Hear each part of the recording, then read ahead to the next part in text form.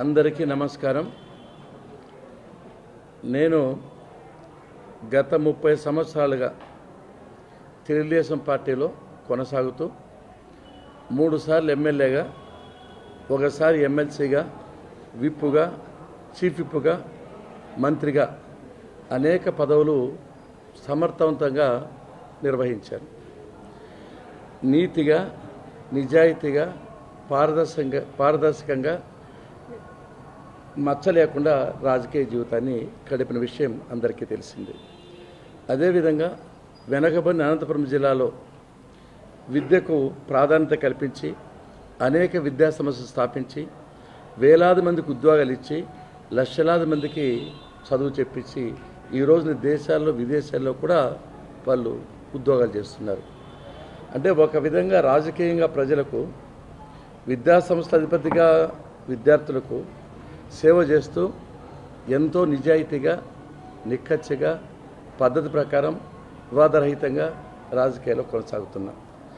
కానీ ఈ మధ్య కాలంలో దురదృష్టవశాత్తు ఆదినారాయణ అనే వ్యక్తి నా మీద ఆధారాలు లేకుండా లేనిపోయిన ఆరోపణలు చేస్తూ నా వ్యక్తిగత ప్రతిష్టకు భంగం కలిగే విధంగా ప్రవర్తిస్తున్నాడు. నాతో సమానమైన వ్యక్తి కాదు కాబట్టి నేను ఎప్పుడు కూడా ప్రెస్కు రాలేదు. ప్రెస్కు రాకపోతే ప్రజలకు వాస్తవాలు తెలిసే విషయం ఉండదు కాబట్టి ఈరోజు ప్రెస్కు వస్తున్నా. ఒకటి, ఆదినారాయణ అనే వ్యక్తితో సహా మేము 6 మంది డైరెక్టర్లు కలిసి గ్లోబల్ హార్టికల్చర్ ప్రైవేట్ లిమిటెడ్ కంపెనీతో 250 ఎకరాలు పెనుగొండ సమీపంలో తీసుకోవడం జరిగింది.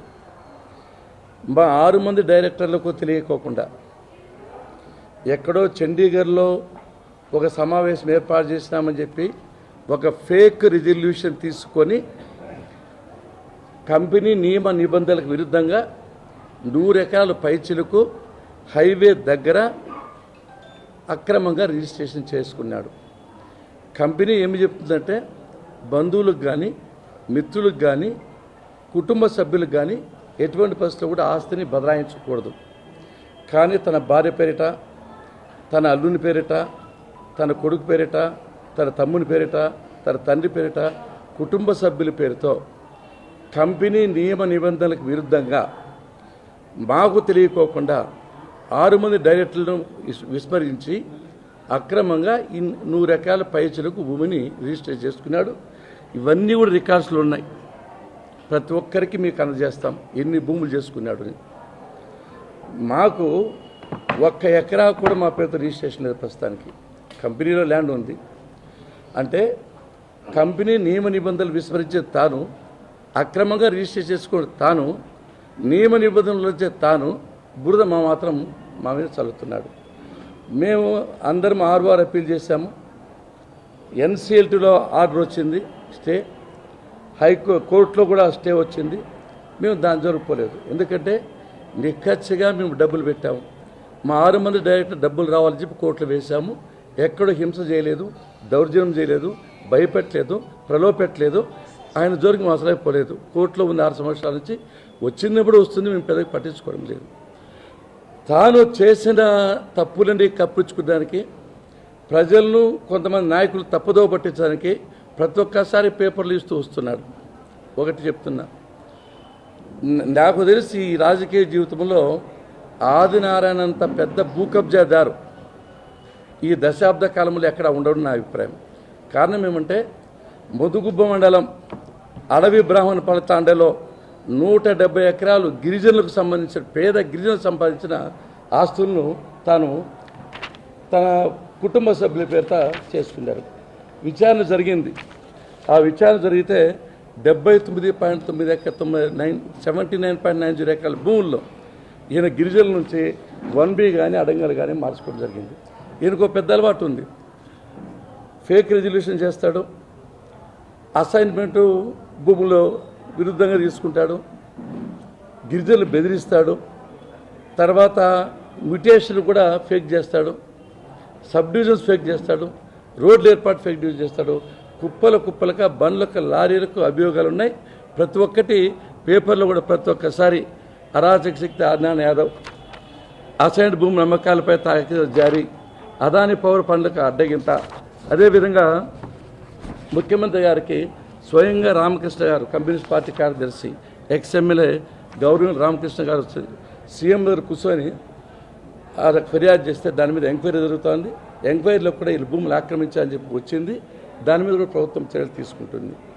అంతేకాకుండా అనంతపురం పక్కన మా అనంతలక్ష్మి కళాశాల పక్కన దాదాపు 9 ఎకరాల చెరువును 50 కోట్ల ఆస్తిని అక్రమంగా తన పేరుతో అన్బి అడంగలు మార్చాడు. అదేవిధంగా సోమగుట్ట చిలమత్తూరు మండలంలో ఒక 50 ఎకరాల భూమిని కూడా ఎస్సీలువి, ఎస్టీలువి, బీసీలువి ఎన్ఓసీ లేకోకుండా అడ్డాదిడ్డంగా రిజిస్టర్ చేసుకొని మామూలుగా అసైన్మెంట్ రిజిస్ట్రేషన్ అవి కూడా చేసుకుని పెట్టాడు. కియా చుట్టుపక్కల రైతులు బెదిరించాడు, తక్కువ డబ్బులు తీసుకొని బెదిరించి. ఈ విధంగా ఇన్ని భూములు ఆక్రమణ చేస్తే కొంతమంది ఎస్సీ ఎస్టీ నాయకులకు తెలియకోకుండా అమాయకంగా ఏదో చెప్తే నమ్మి ఇన్ని భూములు ఆక్రమించిన వ్యక్తిని ఏ విధంగా క్షమిస్తారో నాకైతే అర్థం కాల. ఇప్పుడు నేను ఒకటే చెప్తున్నా, నాకు ఒకరి భూములు తీసుకోవాల్సిన అవసరం లేదు. భగవంతుడు సఫిషియెంట్గా ఇచ్చాడు. కొన్ని అలిగేషన్స్ నా మీద చేస్తున్నాడు. 600 రూపాయల జీతం వ్యక్తి ఇన్ని వేల కోట్ల సంపాది. రాత్రి మూలలో కష్టపడి దినానికి 18 గంటల పాటు కష్టపడినా, పని చేసినా, లెక్చరర్గా సంపాదించా, విద్యాసంస్థ స్థాపించా, దాంట్లో కూడా వచ్చిన ఆదాయాన్ని భూముల మీద పెట్టా, కాలేజీ మీద పెట్టా. కాబట్టి అది పెరిగి ఉంటుంది. అంతేగా నేనేమి అరాచకాలు చేయను, దౌర్జన్యాలు చేయను, దోపిడీలు చేయను, ఒకరి సొమ్ము ఆశించను. నాకు అవసరం లే. పల్లె రఘునాథ్ రెడ్డి ఒక వ్యక్తి కాదు, వ్యవస్థ. ఇన్ని వేల మందికి ఉద్యోగాలు ఇచ్చా, ఇంత సేవ చేస్తున్నా. నా మీద లేనిపోని ఆరోపణలు చేస్తే మాత్రం సహించే ప్రసక్తి లేదు. నేను దేనికైనా సిద్ధమే. ప్రభుత్వాన్ని అడుగుతున్నా, ఇన్ని అరాచకాలు జరుగుతున్నాయి కాబట్టి ఎంక్వైరీ ఏమని అడుగుతున్నా. నేను చేసింది ఏమని, ఒక సెంటు భూమి నాది కాంది ఎవరిని ఆక్రమించింటే నేను ఉరిశిక్షకైనా సిద్ధమే, పార్టీ నుంచి తొలగేదానికైనా సిద్ధమే, ఏ శిక్షకైనా సిద్ధమే. నాకు అవసరం లేదు. ఎందుకంటే భగవంతుడు నాకు ఇచ్చాడు. ఎక్కడ కూడా అపకారం చేయను, అన్యాయం చేయను. పల్లె రఘునాథుడు ఒక సహాయం చేసిందే తప్ప ఎవరు చనిపోయినా, యాక్సిడెంట్ అయినా, ఇల్లు కాలిపోయినా, హాస్పిటల్ ఉన్నా బంధువులు రారు, 108 రాదు, దేవుడు రాడు. పల్లె రఘునాథుడు పోతాడనే ఆనవాయితీ మా ప్రజల్లో ఉంది. నియోజకవర్గాన్ని 30 సంవత్సరాలుగా పరిపాలిస్తున్నా. ఒక చిన్న మర్ష లేదు, ఒకరిని ఆశించను. నేను ఇచ్చిన తప్ప తీసుకునే ఆలోచన నాకు లేదు. ఇన్ని వేల మందికి ఉద్యోగాలు ఇచ్చి, ఇన్ని లక్షల కోట్ల రూపాయల జీతాలు ఇచ్చి నాకు ఈ చిన్న పనులు చేసే అవసరం లేదు. పద్ధతి ప్రకారం ఉంటా, నిజాయితీగా ఉంటా, నిక్కచ్చిగా ఉంటా, ఒకరి జోలికి పోను. ఇంకో విషయం ఏమంటే, ఆనాడు ఏ పార్టీలో ఉంటా నాకైతే అర్థం కాదు. అంటే కొంతమంది చెప్తా అంటారు, ఎందుకు ఇన్ని కోట్ల సర్వేలు పెట్టి ఏ పార్టీ వస్తుంది సర్వేలు చేస్తారు. ఆనాడు చెప్తారు కదా, వాడు 2009లో 2014 కాంగ్రెస్లో ఉన్నాడు, కాంగ్రెస్ పార్టీ వస్తుంది చెప్పి ఇమీడియట్గా 2009, 2010 తెలుగుదేశం పార్టీకి వచ్చాడు ముందుగానే. అంటే ఆయనకు ముందుగా తెలుస్తాను తెలుగుదేశం పార్టీ. తర్వాత 2019 తర్వాత వైఎస్ఆర్సీపీ వేయడం ఇమీడియట్ తెలిసిపోతాను. తర్వాత ఇప్పుడు మళ్ళీ బీజేపీకి చేరాడు, పార్టీ వస్తుందని చెప్పి. అంటే ఈ సర్వేలన్నీ వేస్ట్. వారిని అడిగితే చెప్తున్నాను ముందుగానే ఏ పార్టీ వస్తుందని చెప్పి. ఆయన అడిగితే వస్తుందని చెప్పి అనవాయితీ ఉంది. ఏ పార్టీ ఉంటాడో తెలియదు, తనకు ఒక్కటే ధ్యేయం. అసలుకి ఆయన నేర స్వభావం.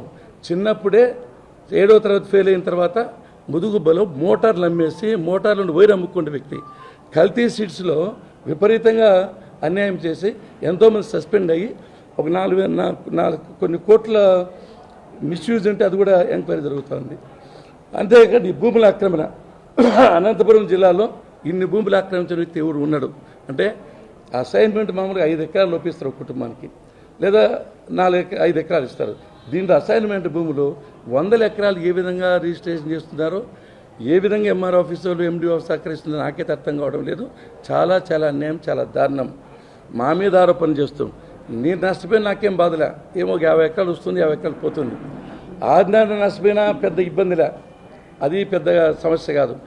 ఇన్ని 100 మంది అమాయకులైన ఎస్సీలు, ఎస్టీలు, బీసీలు, గిరిజనులు భూములు 1Bలు అడంగల్లో తీసుకుని ఆక్రమించిన వ్యక్తికి ఏ విధంగా సపోర్ట్ చేస్తారో ఈ కొంతమంది ఎస్సీ, ఎస్టీ నాయకులు, బీసీ నాయకులు ప్రశ్నిస్తున్నా. ఒకటే అడుగుతున్నా, ప్రజా సంఘాలతో విచారణ చేస్తారా చేయండి, లేదా కమిటీ ఏర్పాటు చేసి విచారణ చేసినా పర్వాలే, లేదా సిట్టింగ్ జడ్జితో విచారణ చేసినా పర్వాలే, లేకపోతే ముఖ్యమంత్రిగా సిట్ వేసి విచారణ చేసి ఈ అరాచకాలు, అక్రమాలు, దౌర్జన్యాలు చేసిన వ్యక్తుల మీద చర్యలు తీసుకోవాలని చెప్పి నేను ప్రభుత్వాన్ని, ముఖ్యమంత్రి గారిని కోరుకుంటున్నా. ఎందుకంటే ఇది నా సమస్య కాదు, మాది కోర్టులో ఉంది. నేను ఎప్పుడు కూడా దౌర్జన్యం చేయాలనుకోవాలా. ఏది వేధించినట్ట, ఏది వేధించినాము, ఆయనకి ఫోన్ చేసినానా, బెదిరించినానా, నా భూమి నాకు కావాలని కోర్టులు వేశాను. ఎన్నాళ్ళని కానీ నేను శాంతియుతంగా దౌర్జన్యం చేయకుండా పద్ధతి ప్రకారం చేయాలని చేస్తున్నా తప్ప ఎక్కడ నేను ఇంటర్ఫియర్ కాల. కోర్టులో ఉండి తను అమ్మాడు, కంపెనీ భూములు అమ్మకూడదు, అయినా ఓర్చుకున్నాం. ఆ కంపెనీని వేరేవాళ్ళకి బాడికి ఇచ్చాడు, అది కూడా ఓర్చుకున్నాం. ఆ కంపెనీలు వేరేవాళ్ళు కంపెనీలు పెట్టారు, అయినా ఓర్చుకుని దానిపోలే. ఎప్పటికైనా మా ఆస్తి మాకు వస్తుందే, మాకు వచ్చేది నాది కాళ్ళు వస్తుంటే కూడా నాకు అవసరం లే. వచ్చిన భూమిని కాపాడుకునే శక్తి ఒక మంత్రిగా ఉండే నన్ను రాష్ట్ర స్థాయిలో జాతీయ స్థాయిలో ఉండే విష్ణువర్ధన్ రెడ్డిని ఇబ్బంది పెట్టే వ్యక్తి సామాన్య ప్రజలను ఇబ్బంది పెట్టడా? ఇది ఒక్కసారి మీరు ఆలోచన చేయాలి. అంటే ఏమాత్రం వ్యక్తిత్వం లేకుండా లేనిపోని ఆరోపణలు చేస్తూ ఉన్నది లేనట్లు లేని ఉన్నట్లు ఘోరంతో కొన్నట్లు నాతో సమానమైన వ్యక్తి అయితే నేను పోరాడచ్చు. ఆ వ్యక్తిని గురించి పేరు కూడా చెప్పాల్సిన అవసరం లేదు. కాకపోతే ప్రతి ఒక్కసారి మీ ఏర్పాటు చేయడము, నాకేదో అన్యాయం జరిగిందని చెప్పడము, గగ్గోలు పెట్టడము ఎంత కరెక్ట్ అని పద్ధతి కూడా కాదు. ముఖ్యమంత్రి గారిని కలిసి ఇంతకుముందే రామకృష్ణ గారు కలిశారు, నేను కూడా లేఖ రాస్తున్నా, నేను ముఖ్యమంత్రి గారు చెప్పబోతున్నా. ఇమీడియట్గా దీని మీద సిట్ వేసి విచారణ జరిపి 100 కుటుంబాలకు చేసిన ద్రోహానికి ఎవరు తప్పు చేసిన శిక్షార్హులు. కాబట్టి దీన్ని ఛాలెంజ్ చేస్తున్నా. అందరికీ ఒకసారి ప్రజానాయకులకు ప్రజలకు చెప్తున్నా, పల్లె రఘునాథ్ రెడ్డి ఒక నీతి నిజాయితీతో బతుకుతాడు, కష్టపడి పని చేస్తాడు, ఒక వివాదాల జోలికి పోను.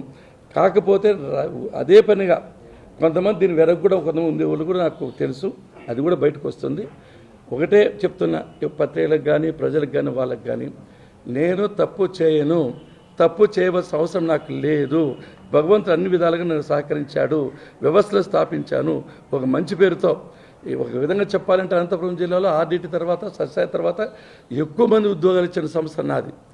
నేను కష్టపడుతున్నా, ఒక ఆశించాను. నేను ఈవెన్ పార్టీ డొనేషన్స్ కూడా నేను తీసుకునే ఎలక్షన్స్. అటువంటి వ్యక్తిని ఎల్లప్ప పుల్లప్ప చెప్పినట్లు నా మీద ఆరోపణ చేస్తే కరెక్ట్ పద్ధతి కాదు.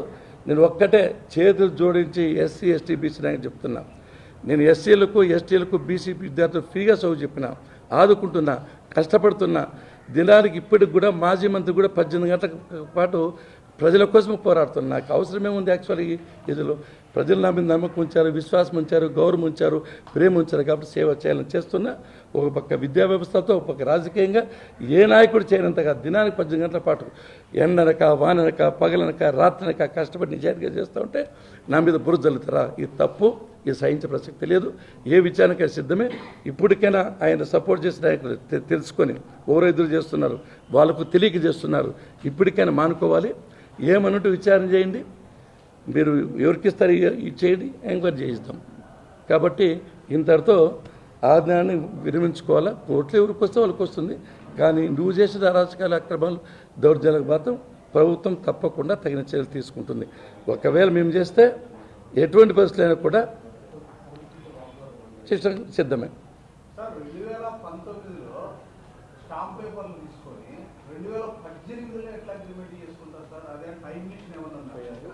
అది దాంట్లో సంబంధం నా సంతకం ఉందా? సంతకం ఎటువంటి పరిస్థితులు ఉండదు. సంతకం నేను కాదు సంతకం మీద మీకు సంబంధించిన వాళ్ళే కదా సంబంధం. తర్వాత మీరు రెజల్యూషన్ మొత్తం దీంట్లో ఆల్ ఎవిడెన్స్ ఉన్నాయి. 2000 చూడండి, ఒకసారి చూడండి ఈ డాక్యుమెంట్ నెంబర్లో ఆర్టీఏ కింద అడిగారు. Okay sir madam.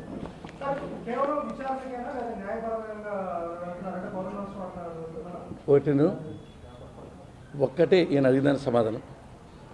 2018 మే 10వ తేదీ నాకు తెలిసి బహుశా చండీగఢ్లో మేము సమావేశమైనట్లు, ఆ చండీగఢ్లో ఒక రెజల్యూషన్ పాస్ చేసేందుకు అధికారం ఇచ్చినట్లు ఒక ఫేక్ సృష్టించాడు. ఆ రోజు నేను ఆంధ్రప్రదేశ్ అసెంబ్లీలో ఉన్నా, ఉమ్మడి ఆంధ్రప్రదేశ్లో. నేను చండీగఢ్కి ఇప్పుడు పోతా, చండీగఢ్ మొక్క ఎంతవరకు చూడలేదు నేను. చండీగఢ్ ఢిల్లీ ఒకటి చూసా. ఆ రెజల్యూషన్ ఫేక్ రెజల్యూషన్ పెట్టాడు. ఇది ఈయన చెప్పే డాక్యుమెంట్ ఏమంటే మనకు సంబంధించింది కాదు. నిఖిల్ రెడ్డి అనే వ్యక్తి ఏదో డాక్యుమెంట్ పెట్టా అంటున్నారు, దాని మీద విచారణ జరిపించుకోండి, నాకు అభ్యంతరం లేదు. నేను ఎప్పుడు కూడా చెత్త పనులు చేసే అవసరం నాకు లేదు. చేశాడు. కంపెనీ భూములు బంధువుల పేరుతో చేయకూడదని, రిజిస్టర్ చేయకూడదని ఉంది. బంధువుల పేరు చేశాడు. ఒక క్వశ్చన్, స్ట్రైట్ క్వశ్చన్, ఒక భూమి ఉంది, 7 మంది కొడుకులు ఉన్నారు. ఒకరు సంతకం చేస్తే చెల్లుతుందా? 7 మంది డైరెక్టర్లు ఒకరు సంతకం చేసి అమ్మితే 26 మందికి అమ్మితే వాళ్ళు కూడా ఇప్పుడు మనశ్శాపం అనిపిస్తున్నారు. ఎందుకంటే ఈ 6 మంది సంతకాలు చేయలేదు, చెల్లదు అని చెప్పి వాళ్ళు ఒత్తిడి తెస్తూ ఉంటే, ఒక పక్క ఈ భూముల విషయాలని మిందపడతా ఉంటే తట్టుకోలేక ఊపిరి లేక డైవర్ట్ చేసేదానికి నా మీద అలిగేషన్ చేస్తారు. కోర్టులో ఉంది, వస్తే నాకు వస్తుంది, రాకపోతే పోతుంది. దాని గురించి పెద్దగా ఆలోచించే వ్యక్తిని కూడా కాదు. నాకుండే వ్యవస్థల్లో ఒక 50 ఎకరాలు 100 ఎకరాలు పోయి నేను పెద్ద ఫీల్ గాను. కోర్టులో ఉంది, దాని జోలికి నేను పోవడం లేదు. ఎవరేం పడ్డ వచ్చినా ఈ కియా ల్యాండ్ భూమి అమ్మేస్తే అడ్డం ఉండేది, వేరే వాళ్ళు ప్రైవేట్ ల్యాండ్ కొన్నారు, దానివల్ల అడ్డం వేస్తూ ఉంటే నేనే కారణం. ముదుగుపోయిన భూములు ఆక్రమించి ఆ గిరిజనులు అక్కడ వాళ్ళు చేస్తే నేనే కారణం. ఈ అన్నదాలక్ష్మి దగ్గర ఏదైనా భూములు ఆక్రమిస్తే ఎవరైనా సిపిఎం నేనే కారణం. అన్నిటి నేనే కారణంగా భావించి నన్ను బూచిగా చూపించి తాను తప్పించుకోవాలని చూస్తే కరెక్ట్ అని పట్టుకునే కాదు. అన్ని రికార్డ్స్ డాక్యుమెంట్స్ కరెక్ట్గా మా దగ్గర ఉన్నాయి, బుక్కులు ఉన్నాయి, ప్రింట్ ఉంది. వాడు చేసిన మ్యూటేషన్స్ రాంగ్ అని మా దగ్గర ఉంది. మా సంతకాలు ఫోర్జరీ చేశాడు, అన్ని డాక్యుమెంట్స్ ఉన్నాయి. ఒకటే క్వశ్చన్, మేము ఇంతమంది డైరెక్టర్స్ ఉన్నాం, మా పేరుతో 1 సెంటు భూమి లేదు, కంపెనీ పేరుతోనే ఉంది, ఇంకా మేము తీసుకోవాలి. ఆయన ఎట్లా బంధువులకు అమ్ముతాడో అందరికీ అర్థం కావాలి. అమ్మకూడదు. డైరెక్టర్లు నేను, ఆదినారాయణ, విష్ణువర్ధన్ రెడ్డి, ప్రభాకరు, నరేష్, వెంకటప్రసాద్ రెడ్డి, మేము 6 మంది ఓ పక్క ఉన్నాం, ఒకడో పక్క. దాన్ని బట్టి మీకు అర్థమవుతుంది. అంటే 6 మంది డైరెక్టర్ తెలియకోకుండా అక్రమంగా ఫేక్ రిజిస్టర్ చేసి 100 ఎకరాలు పైచి రిజిస్టర్ చేసుకున్నాడు. దాని నెంబర్స్ అన్నీ కూడా మీకు కన్నా ఇస్తాం, ఏవే చేసుకునేది. అది చాలా అధర్మము, అక్రమం, అన్యాయం. మా పర్మిషన్ లేకుండా ఒక కొడుకు చేసి 6 మంది కొడుకు చేయకపోతే ఎట్లా చెల్లుతుంది? ఇంకా మేము పెద్ద మనుషులు కాబట్టి కంపెనీ జోలిపోలా, మా ఆస్తులు మీరు ఎట్లా చంచి బెదిరించాలా, పంపించాలా. అదేవిధంగా మరి బాడికి ఇచ్చిందని మేము ఎదుర్కొనాలా. ఏదో కోర్టులో తెలుస్తుందని చెప్పి 6 ఏళ్ళ నుంచి ఓపిక పడితే ఊరికి రాళ్ళు వేసుకుంటా అంటే, బురద చల్లుకుంటా అంటే, సార్ నన్ను పిడిస్తాను, నాకేం అవసరం ఉంది? 2 లక్షల మంది జనాలు ఉంటారు, ఒకరిని అడగండి sir, Raghunath Reddy sir character ఏమని, నాకు అవసరమేముంది? 100 ఎకరాలు నేను పెద్ద పట్టించుకోను, 200 ఎకరాలు పెద్ద పట్టించుకోను. భగవంతుడు ఇస్తాడో వస్తుంది. ఇవన్నీ అన్యాయాలు ఉండే, అన్నీ మీకు రికార్డ్స్ ఇస్తాం. ఆయనకే తెలియదు ఏ పార్టీలో ఉన్నాడు. కాంగ్రెస్, వైఎస్ఆర్సీపీనా, టీడీపీనా, బీజేపీనా, నెక్స్ట్ 2019కి ఏ పార్టీ వస్తుందో ముందుగా చెప్పేస్తాడు.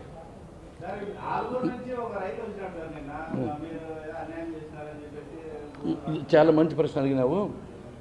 కేఎం సైఫుల్లా సఫీలా దగ్గర అగ్రికల్చర్ కాలేజీకి గాను 204 ఎకరాలు రిజిస్టర్ చేసుకున్నా.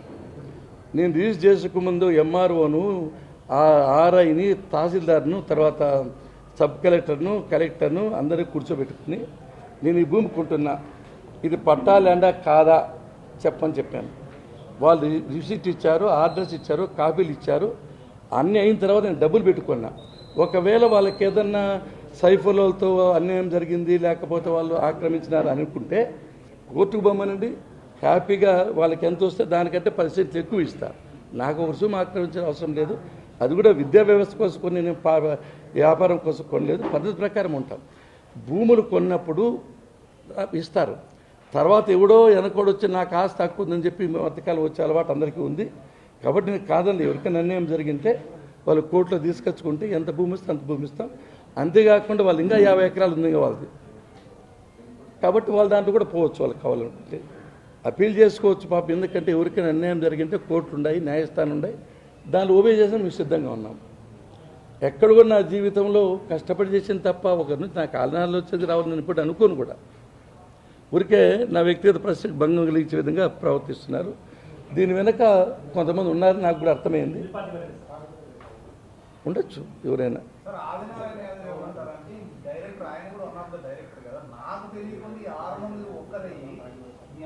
మేము ఎవరికి 1 సెంటు భూమి మాకు మళ్ళా మా పేరుతో మీరు రిజిస్టర్ చేసుకోవాలా, మేము ఫాల్స్ పిటిషన్ చేయాలా, ఫాల్స్ డివిజన్ చేయాలా. నిఖిల్ రెడ్డి దీనికి సంబంధం లేదు. ఒక దాదాపు 86 సెంటు ముద్ర కొట్టినాడు. ఆయన దారి ఇస్తేనే మాకు దారి వస్తుంది, మాకుంటే దారిని అమ్మేశాడు సెంటు ప్రకారం. ఎక్కడ ఇబ్బంది వచ్చిందంటే అక్రమంగా అమ్మాడు, అది రెగ్యులరైజ్ కాలేదు. 26 మంది ఒత్తిడి తెస్తున్నారు, వాళ్ళ డేటా కూడా మాకు ఉంది.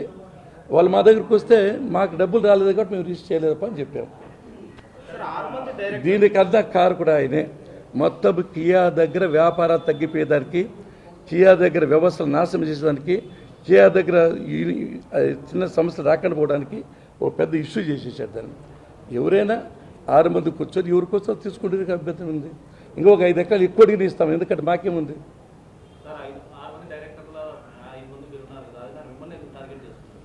అంటే ఎప్పుడు కూడా నన్ను టార్గెట్ చేస్తే వెళ్తులేకి వస్తాడు. వాళ్ళు టార్గెట్ చేస్తే మీరు రారు, ఎవరెవరు పెట్టించుకోరు. పల్లె రఘునాథ్ రెడ్డి వస్తారు. నేను ఆయన ఎందుకు ఉపేక్షిస్తున్నా అంటే నేను ఆయన్ని హీరో చేయాల్సిన అవసరం నాకు లేదు. అందుకని ఎన్నిసార్లు పెట్టినా తెలుసుకుంటానని చెప్పి ఊరుకోండా. కాబట్టి నిజాలు ప్రజలకు తెలియజెప్పాల్సిన బాధ్యత ఉంది. కాబట్టి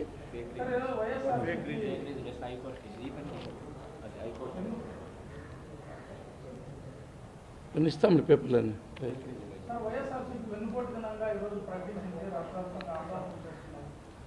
అంటే వైఎస్ఆర్సీపీ ప్రభుత్వం ఎందుకు వెన్నుపోటు అంటారు నాకైతే అర్థం కావడం లేదు.